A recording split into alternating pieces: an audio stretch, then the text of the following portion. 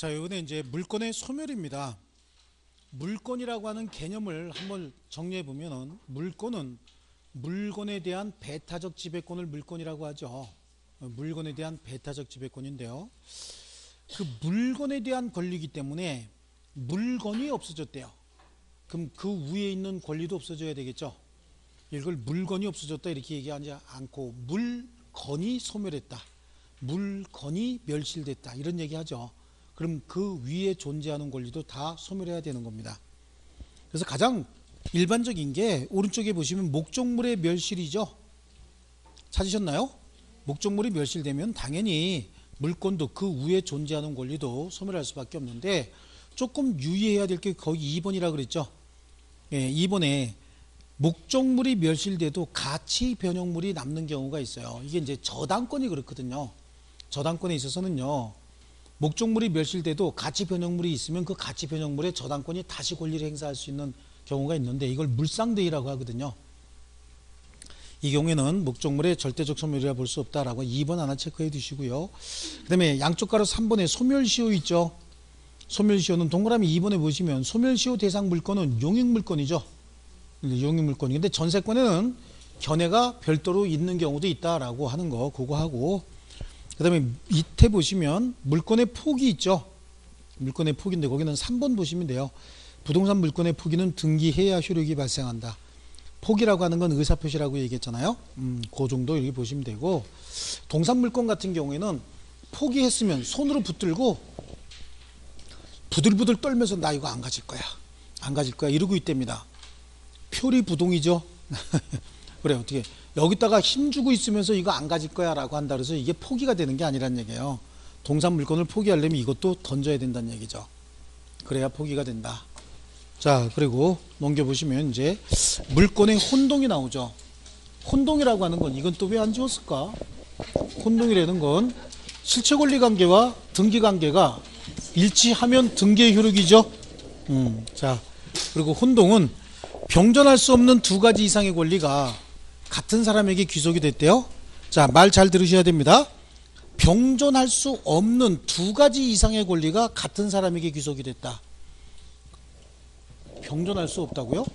그래, 한 사람이 두 개의 권리를 가질 수 없는데 그 두 개의 권리가 같은 사람에게 귀속이 됐대요. 이때 보존 가치가 없는 권리를 소멸시켜버리는 걸 혼동이라고 이야기합니다. 제가 금방 뭐라고 얘기했죠? 그렇지, 병존할 수 없는 두 가지 이상의 권리가 같은 사람에게 귀속이 됐을 때 그 중에 보존 가치가 없는 권리가 하나 생길 거예요. 그럼 그 보존 가치가 없는 권리를 소멸시키겠다. 보존 가치가, 둘 다 보존 가치가 있더라 그럼 소멸시키면 안 되겠죠. 보존 가치가 없는 권리가 생겼을 때 그걸 소멸시키는 건데, 예를 들면 소유권과 제한물권이 같은 사람에게 귀속이 됐다. 그럼 제한물권은 보존 가치가 없는 경우가 생기는 경우가 있어요. 이게 소유자고요. 두 번째, 을이 저당권자일 수도 있고 전세권자일 수도 있고 지상권자, 기타 여러 가지 제한물권 가진 사람 또는 대항력 갖춘 임차인이 될 수도 있죠. 뭐가 됐든 다 될 수 있는데, 세 번째, 그리고 을이 여기에 소유권을 취득했답니다. 그럼 갑소유의 갑명의 저 소유권은 이제 말소가 돼야 되겠죠. 이게 지워져야 이 소유권이 등기가 되는 거니까.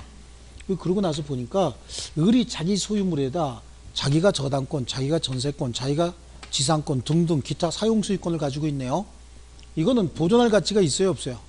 없죠. 소유권 가지고 다 해결할 수 있는 건데 이걸 뭐 하려고 가지고 있겠냐고. 그러니까 이거는 혼동으로 소멸했다고 보는 거고, 법률 규정에 의한 부동산에 관한 물권 변동이기 때문에 말소 등기 없이도 그냥 소멸한 겁니다. 자, 근데 요거하고 비교해야 될 게 이제 나타납니다.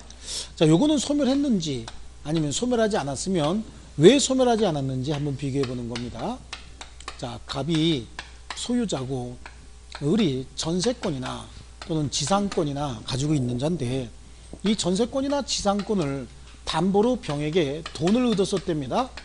그럼 병의 저 저당권은 부번이 붙어 있잖아요. 2의 1, 이걸 부번이라고 하죠. 이런 등기를 무슨 등기라고 배웠어요? 부기등기라고 배웠을 거라고. 그럼 이 저당권은 을의 전세권 내지는 지상권에 대한 저당권이죠. 그 이후에 세 번째, 을이 소유권을 취득해 버렸다는 거예요. 그럼 이건 지워졌을 거 아니냐고. 그죠? 이때 여기 지금 병의 권리만 빼면 을이 소유하고 있는 물건을 자기가 전세권, 자기가 지상권 가지고 있죠. 이때 요거 없이 보면은 요거는 지워줘야 맞는 거잖아요. 혼동했다고 봐야 되겠죠. 근데 이게 지워지면 병의 저당권도 같이 지워지죠. 그럼 을은 굉장히 좋겠다. 갚지도 않았는데 저당권이 소멸했답니다. 안 갖고 이제 슬슬 버티겠죠. 하지만 병 입장에서 봤을 때는 쥐가 샀다고 해서 이 권리가 소멸하면 돈도 함부로 못 빌려주겠네. 오히려 거래 안전을 해칠 가능성이 있어요. 그래서 이때 병의 저당권은 소멸하지 않는다고 얘기를 합니다. 보존할 가치가 있죠. 이 전세권이나 지상권은 혼동은 했지만 보존할 가치가 있기 때문에 소멸하지 않는다고 얘기를 합니다. 또 하나 볼까요? 저거하고 유사하긴 한데요. 갑이 소유자고요. 이 을이 저당권자예요. 이건 뭐 임차권이 될 수도 있고 다른 권리가 될 수도 있어요. 그 다음에 세 번째, 병이 저당권을 취득을 했고요. 네 번째, 을이 소유권을 취득했다는 거예요. 그럼 갑의 이 소유권은 지워진 거 아니냐고. 지워졌는데 을이 소유권을 취득했는데 자기 소유물에 자기가 저당권 가지고 있는 결과가 돼버렸죠. 그러니까 2번에 있는 을의 저당권이 소멸하느냐? 소멸하지 않는다는 얘기예요. 2번에 있는 을의 저당권은 보존 가치가 충분히 있다고 보는 거예요. 왜 보존 가치가 있냐면 혹시 병이 저당권 실행 경매를 되면 을의 저당권이 남아있으면 을이 먼저 배당받고 남는 돈을 병이 배당받겠지만 이게 소멸했다고 보면 병이 먼저 배당받고 남는 돈을 을이 배당받는 거죠. 그러니까 저거는 보존 가치가 충분히 있다고 봐서 소멸하지 않는다. 즉 혼동한 권리가 제3자 권리의 목적이 돼 있다. 뭐라고요? 혼동한 권리가 제3자 권리의 목적이 돼 있으면 제3자를 보호하기 위해서 혼동으로 소멸하지 않습니다. 이거는 후순위 권리자가 있다. 그럼 자기 스스로의 권리를 보호하기 위해서 혼동으로 소멸하지 않는 거겠죠. 이걸 뭐라고 부른다고요? 혼동한 권리가 제3자 권리의 목적이 돼 있다라고 얘기를 해요. 뭐라고 얘기한다고요? 자, 혼동한 권리에 후순위 권리자가 있다라고 얘기해요. 혼동한 권리에 후순위 권리자가 있다. 그때는 자기 자신을 보호하기 위해서 혼동으로 소멸하지 않는다라고 얘기를 하는데요. 요건 이제 비교합니다. 비교하는 게 이제 2개 정도가 있는데요. 자, 혹시 저거 순서를 한번 바꿔볼게요. 갑이 소유자인데요. 이 병이 저당권을 취득했습니다. 그리고 세 번째, 을이 저당권 가지고 있다가 네 번째, 을이 소유권을 취득해버린 겁니다. 그럼 갑의 소유권 소멸하는 건 당연하죠. 이때 을의 저당권은요, 보존할 가치가 있나요? 없죠. 경매가 실행이 되면 저당권으로 배당을 받든 소유권으로 배당받든 남는 금액만 배당을 받는 거잖아요. 그러니까 이거는 보존할 가치가 없는 겁니다. 이건 소멸했다고 보는 겁니다. 혼동으로. 자, 하나가 더 있습니다. 비교해야 될게요. 똑같긴 한데 원인이 좀 달라요. 갑이 소유자고요. 을이 저당권자고, 세 번째 병이 또 다른 저당권자고요. 네 번째, 을이 소유권을 상속을 받았습니다. 자, 그럼 이분은 사망하셨다 그런 얘기잖아요. 이때 을의 저당권은 이거하고 똑같은데 원인이 상속 이외의 원인이고 이거는 상속을 받았답니다. 그럼 이 저당권 소멸할까요, 안 할까요? 이 저당권 소멸합니다. 왜 소멸하죠? 상속이니까. 그러면 돼요. 아주 그런 사고방식 굉장히 적극적이고 좋은 사고방식이에요. 상속이니까. 왜 상속하면 소멸합니까? 그냥 상속이니까. 그래요. 그래서 이건 그냥 쉽게 옛날에는 그렇게 했어요. 상속인과 피상속인은 똑같은 사람이니까 처음에는 아니었지만 나중에 똑같은 사람, 자기 물건에 자기가 저당권을 취득한 게 되니까 처음부터 이거는 소멸하는 게 맞다라고 해도 괜찮았어요. 자, 근데 이건 구체적인 원인을 보면요. 을이 갑한테 돈을 빌려줬죠? 그러니까 저당권 설정한 거 아니에요. 돈 빌려줬으니까 저당권 설정했을 거 아니냐고. 받을 돈이 있죠. 어쨌든 채권이 있잖아요. 그러면 갑은 을한테 채무가 있죠. 줄 돈이 있는 거 아니냐고. 그래, 을은 갑에 대한 채권자고 갑은 을에 대한 채무자네요. 근데 갑이 사망하고 갑의 재산을 을이 상속을 받았다는 얘기는 채무도 상속받았다는 얘기거든요. 근데 그 채무는 지가 가지고 있던 채권 아니냐고. 채권과 채무가 같은 사람에게 귀속이 됐죠. 그러면 그 채권 채무도 혼동으로 소멸하는 거야. 채권도. 그 혼동으로 소멸했다는 얘기는 피담보 채권이 소멸했다는 얘기거든요. 피담보 채권이 소멸하면 담보 물권은 부종성의 원칙상 무조건 소멸입니다. 그러니까 여기는 두 가지 현상이 발생한 거예요. 채권의 혼동이 있었죠. 채권의 혼동으로 피담보 채권이 소멸하니까 담보 물권은 뭐에 의해서? 부종성에 의해서 당연히 소멸하는 겁니다. 그래서 두 가지 현상이 나타난 건데 그냥 편안하게 원래부터 을 거였어. 근데 자기 거에다 자기가 저당권 설정했어. 그러니까 이거는 지워줘야 마땅한 거야. 그러면 되죠? 그러면 되는데 틀리는 경우가 가끔 나오긴 하는데 우리 민법에서 등기법에서는 모르지만 민법에서 이걸 틀리는 문제로 내지는 않습니다. 민법의 등기는 물권 변동의 효력 때문에 등기를 공부하는 거지 이거 자체를 굳이 어떤 다른 원인에 의해서 이렇게 되지는 않습니다. 그러니까 우리는 그냥 요 정도 원래부터 을 거였고 처음에는 을 게 아니었는데 나중에 보니까 을 거였고 그리고 자기가 저당권 설정했으니까 지워진다라고 해도 크게 문제될 건 없어요. 우리 시험에서는 요 정도면 충분합니다. 아시겠죠? 근데 이건 왜 해줬냐라고 하는 거예요. 이거 왜 해줬을까요? 잘난 척 하는 거야. 내가 여러분한테 난 이 정도는 알고 있다 그런 얘기죠. 근데 별것도 아니에요 이거. 이렇게 소유권과 제한물권 사이에 혼동에 관한 법리는 제한물권과 그 제한물권을 목적으로 하는 또 다른 제한물권 사이에도 준용이 된다라고 얘기합니다. 못 들었죠? 네, 뭐라 그랬죠? 그러니까 여러분들이 순간순간 자꾸만 집중력이 흩어지기 때문에 내가 집중해야 되는데 왜 이러지? 라고 하는 생각이 자꾸만 드는 거야. 그러니까 내가 자꾸 반문하는 건 왜 그러냐면 한두 사람만 집중력이 흩어지는 게 아니라 요거 하나 끝나고 나면 그냥 집중력이 흩어져. 왜? 책에 뭔가 해보고 싶은 생각 때문에 계속해서 집중하고 있어야 되는데 확 흩어진 거예요. 하나 끝났다고 해서.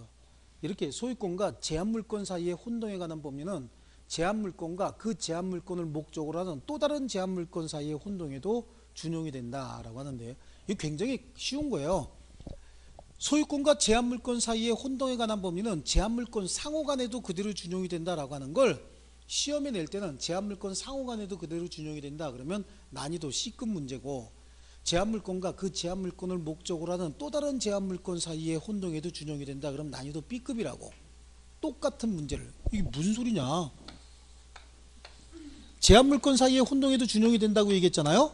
그러니까 갑이 소유자고 이 을이 전세권이나 지상권을 가진 자고 여기 부번이 붙었어요. 병이 여기에 저당권을 취득했거든요. 그랬다가 나중에 이제 부번이 붙어 있으면 그대로 승계하는 겁니다. 병이 그 전세권이나 지상권을 취득해 버렸다는 얘기예요. 자기가 샀다는 얘기예요.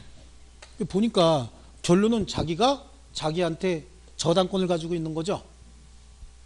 그렇게 소유권과 제한물권 사이의 혼동에 관한 법리는 제한물권과 그 제한물권을 목적으로 하는 또 다른 제한물권 사이의 혼동에도 준용이 된다. 다른 말로 제한물권 상호간에도 그대로 준용이 된다. 이걸 소멸하는 거죠. 자기 전세권에 자기가 저당권 가지고 있는 거니까 이건 혼동으로 소멸해야 되겠죠. 근데 소멸하지 않는 경우도 있어요. 후순위 저당권이 또 하나가 있다는 거예요. 갑이 소유자고 이 을이 전세권이나 지상권자고요. 2의 1 병이 뭐 가지고 있어요? 저당권 가지고 있고 2의 2 정이 저당권 가지고 있다가 이 병이 전세권이나 지상권을 취득했다는 거예요. 그럼 이건 지워졌을 거 아니냐고. 이것도 같이 혼동으로 소멸시키면 그 다음에 가장 크게 웃는 건 누구요? 정이겠지. 정은 무슨 이런 일이 있냐 그럴 거 아니냐고요. 그러니까 자기 자신의 권리를 보호하기 위해서 요거는 또 소멸해서는 안 될 거 아니냐고. 그러니까 제한물권과 소유권과 제한물권 사이의 혼동에 관한 법리는 제한물권 상호간에도 그대로 준용이 되는 거잖아요. 근데 이걸 시험에 그렇게 순순하게 내주면 굉장히 쉬운 문제로 나온다고. 똑같은 말인데 제한물권과 그 제한물권을 목적으로 하는 또 다른 제한물권 사이의 혼동에도 그대로 준용이 된다. 이렇게 얘기를 해요. 근데 조금 어렵게 들리죠, 뒤쪽은. 제한물권 상호간에도 그대로 준용이 된다. 그럼 좀 쉽게 들리잖아요. 이런 거거든요. 이게 어감 가지고 그렇게 바꾸는 거지 내용은 똑같은 거야. 그러니까 사실은 하나를 정확하게 이해하면 그걸로 나머지도 조금씩 응용이 돼야 되는 거예요.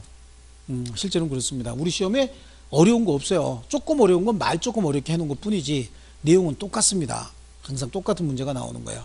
자, 됐습니다. 이게 이제 물권 사이의 혼동이고, 여기 보니까 채권도 혼동으로 소멸하네요. 그래서 물권과 채권 모두 다 혼동으로 소멸합니다. 그래서 혼동은 물권과 채권의 공통된 소멸 원인이다, 이렇게 이야기합니다. 물권과 채권의 공통된 소멸 원인이다. 근데 모든 물권이 다 혼동으로 소멸하는 건 아니에요. 점유권 있죠, 점유권. 점유권은 모든 권리와 병존하는 권리예요. 점유권은 어떤 물건에 대한 사실상 지배 상태를 권리로 인정해 준 걸 점유권이라고 얘기하거든요. 점유권은 혼동으로 소멸하지 않습니다. 점유권은 권리의 충돌도 일어나지 않습니다. 항상 모든 권리와 병존합니다. 왜냐하면 점유권은 어떤 물건에 대한 사실상 지배 상태일 뿐이에요.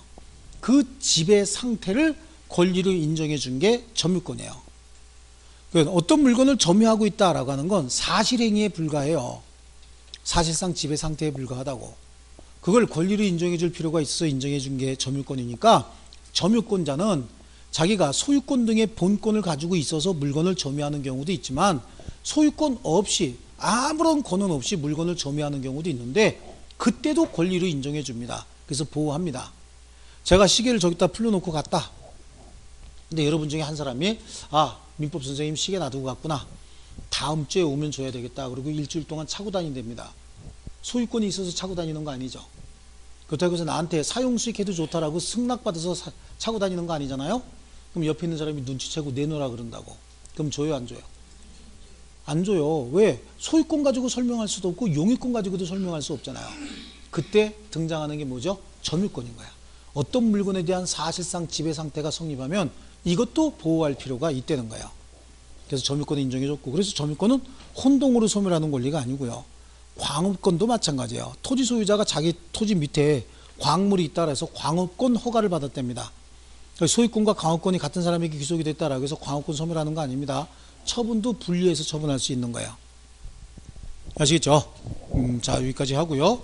자, 혼동은 지금 내가 알기로 꽤 오랫동안 시험에 안 나왔어요. 이 혼동이요. 나와야 되는 건데. 그래서 한 3년 된 것 같아요. 그러니까 아마 여러분 시험에는 혼동이 나올 때가 되지 않았나, 그런 생각이 듭니다. 아시겠죠? 자, 됐습니다. 책 볼 거 없습니다. 책 안 볼 겁니다. 책 안 볼 거고, 거기 252페이지에 보시면 혼동의 의에 2, 3, 4 있죠? 2, 3, 4 그거만 체크하시고, 나머지는 여기 있는 내용 있죠? 요거를 집에 가서 한 20번 정도 써 보셔야 돼요. 제가 여기다가 개발 세발 안 쓰고 똑바로 잘 쓸 때는 항상 사진 찍어 가서 숙제해 오라고 적어 드리는 거예요. 내가 개발 세발 쓰면 여러분도 머릿속에 개발 세발 들어가겠죠? 그래서 똑바로 쓴 겁니다. 좀 괜찮게 썼죠? 대답이 별로 없어요. 숙제만 내주면 이래. 숙제입니다. 20번씩 써갖고 오셔야 되고요. 그 다음에 255페이지 한번 봅니다. 혼동의 효과 찾으셨나요? 자, 혼동에 의해서 물건은 절대적으로 소멸한다. 그렇죠? 절대적으로 무조건 소멸합니다. 말소 등기 없이도 무조건 소멸하는 거예요. 자, 그런데 동그라미 2번에 보시면 혼동의 원인의 부존재, 그 원인행위의 무효 취소 해제 등으로 효력이 상실된 때, 이때부터는 처음부터 혼동이 없었던 것이 된다. 그렇죠? 여기 보세요. 여기 을이 갑하고 매매계약을 통해서 소유권을 취득한 줄 알았는데 나중에 보니까 그 매매계약이 무효 취소 해제가 됐다는 거예요. 그럼 처음부터 매매가 없었던 상태가 되죠. 그럼 혼동도 처음부터 없었던 상태가 되는 거예요. 그럼 소멸하지 않았던 상태로 되돌아간다, 그런 얘기겠죠. 예를 드는 게 그거예요. 근저당권자가 소유권 취득하면 그 근저당권은 혼동에 의해서 소멸하지만 그 뒤 소유권 취득이 무효인 것으로 밝혀지면 소멸했던 근저당권은 당연히 부활하게 된다. 보이시죠? 자, 이게 이제 혼동이었습니다. 이렇게 해서 물권 총론을 공부를 했고요. 자, 이제 물권 총론에서는 4문제 정도가 나와요. 4문제 정도가 나오는데 굉장히 많이 나오죠. 항상 파괴력 제1순위는 물권적 청구권입니다. 물권적 청구권이에요. 이거는 무조건 나와야 되는 겁니다. 아시겠죠? 물권적 청구권. 또 머릿속에 기억 안 난다? 뭐였어요? 그렇죠. 누가 누구에게 행사할 수 있느냐? 현재 물권자만이 현재 물건의 방해 상태를 지배하거나 지배할 염려가 방해 상태를 지배하거나 지배할 염려가 있는 자 또는 방해하거나 방해할 염려가 있는 자예요. 방해 상태를 지배한다는 얘기나 방해한다는 얘기나 같은 말이죠. 그렇죠? 또 다른 말이요? 방해하고 있거나 방해할 염려가 있는 자 이거나 방해 상태를 지배하거나 지배할 염려가 있는 자 이거 같은 말입니다. 아시겠죠? 그런 자에게 청구합니다. 목반청, 방제청, 방해, 예방 청구 또는 손해배상 담보 제공 요구할 수 있죠. 그림을 그려서 블라디보스톡 방송 나오는 안테나 가지고 설명을 했죠. 그리고 목적물 반환 물권적 청구권 이게 소유권과 점유권에서 규정하고 있다. 이상한 놈 나와 그러면 저지유 그러고 나오는데 저당권, 지상권, 유치권이죠. 지상권이라 그러면 그냥 안 놔두는 수가 있어요. 지요권이요. 지요권 아시겠죠? 저당권, 지요권, 유치권입니다. 어저께 기절하는 줄 알았어요. 저당권, 지상권, 유치권 그러길래 나도 처음에 넘어갔다. 뭐라고요? 나중에 돌아온 거야. 나 여러분한테 한번 물어봤더니 여러분은 또 서너 사람은 또 격렬하게 흔들었어. 이러고 격렬하게 흔들었는데 지상권이 아니고 지요권입니다. 그렇죠? 그리고 또 모의고사에 뭐가 나왔는지 그거 갖고 또 막 이렇게 막 끈질기게 물고 늘어지는 사람이 있는데 유치권은 유치권 자체에 기한 물권적 청구권은 없다 그랬죠. 유치권 자체에 기한 물권적 청구권이 없기 때문에 점유권에 관한 것으로 준용한다라고 되어 있는데 그거 가지고 그럼 점유권에 관한 것으로 해결할 수 있으니까 유치권 자체에도 물권적 청구권이 있는 거 아닙니까? 라고 하는데 그거 억지요 억지. 연속극에 나올 수 있는 억지고 그거는 아시겠죠? 유치권에는 물권적 청구권이 없어. 왜냐하면 유치권이라고 하는 게 목적물 인도 거절하고 점유만 할 권리예요. 그러니까 이건 점유 자체 이외에 다른 권리가 없어요. 유치권에는. 그러니까 유치권 자체에 기한 물권적 청구권을 인정할 필요가 없고 그 대신 점유권에 관한 것을 끌어다 쓰면 되는 거예요. 그럼 유치권에 물권적 청구권이 있는 거예요? 없는 거예요? 없으니까 점유권 걸 갖다 끌어다 쓰죠. 결론은 있는 거 아닙니까? 아유 자꾸 그러면 연속극 많이 보는 거라니까. 연속극에서는 주인공을 위주로 다 해석을 하니까 안 되는 것도 끌어다가 다 해석이 되죠. 그렇게 하면 안 돼요. 연속극 끊어야 돼. 그 사람 연속극 보고 있는 사람이요. 자 그리고 그래서 물권적 청구권 제일 1순위고요. 그 다음에 등기 그래요. 물권 변동 중에서 물권 변동의 원인이 법률 행위냐 법률 규정이냐. 그래서 등기해야 되느냐 등기 없이 할 수 있느냐 요거 그죠? 예, 등기해야 되는 경우 등기 없이 할 수 있는 경우 요거. 그 다음에 등기의 효력 오늘 배웠죠? 그 다음에 요거요 혼동. 요 네 가지는 네 문제 중에서 최소한 두 문제 내지 세 문제는 매년 걸칩니다. 나머지 세부적인 게 다 어디서 나오는지 안다. 그럼 내가 그거만 하죠? 나머지 문제는 어디서 나오는지 잘 모르겠고 어쨌든 요 세 군데에서 요 네 군데에서 세 문제 정도 두 문제 내지 세 문제 정도는 항상 걸쳐 나온다. 잘 이해하셔야 됩니다. 앞에 뭐 물권의 의 쪽에서도 나올 수도 있고 또 뭐 공신력, 공신의 원칙 이런 거에서 나올 수도 있고 그죠? 그러면 물권 법정주의에서도 나올 수도 있어요. 그런 것들은 그렇게 자주 나오는 부분은 아닌 거예요. 또 뭐 우리 민법상 물권 법정주의 원칙상 물권이냐 아니냐 이런 것도 소지전지 저질 유점하고 관습법상 법정지상권하고 분묘기지권하고 동산의 양도담보권 이외에는 물권이 아니죠. 소유권에 준하는 관습상 물권 같은 건 존재하지 않는다. 온천권, 사도통행권, 그 다음에 사도통행권, 그 다음에 공원시설 이용권 이런 것들은 물권이 아니다라고 하는 거 기억하셔야 되고요. 좋습니다. 어디서 나올지 모르지만 그 4개, 조금 아까 얘기했던 그 4개 정도에서 2개 내지 3개는 늘 걸치는 겁니다. 그래서 이것도 한 3년 정도 계속 안 나왔기 때문에 시험에 나올 가능성 충분히 갖추고 있습니다. 자, 그 다음에 265페이지 이제 점유권으로 가죠. 점유다라고 하는 건 어떤 물건에 대한 사실상 지배 상태를 권리로 인정해 준 걸 점유라고 얘기를 했죠. 자, 거기에 265페이지 점유의 개념으로 한번 볼게요. 265페이지예요. 점유란 물건에 대한 사실상 지배를 말한다 라고 얘기하고 있죠. 이게 점유다. 점유의 개념 3번에 가셨어요? 자, 물건에 대한 사실상 지배 이 자체를 점유라고 말한다. 자, 넘겨보세요. 야, 점유권부터 좀 쉬었다 할까요? 네, 좀 쉬겠습니다.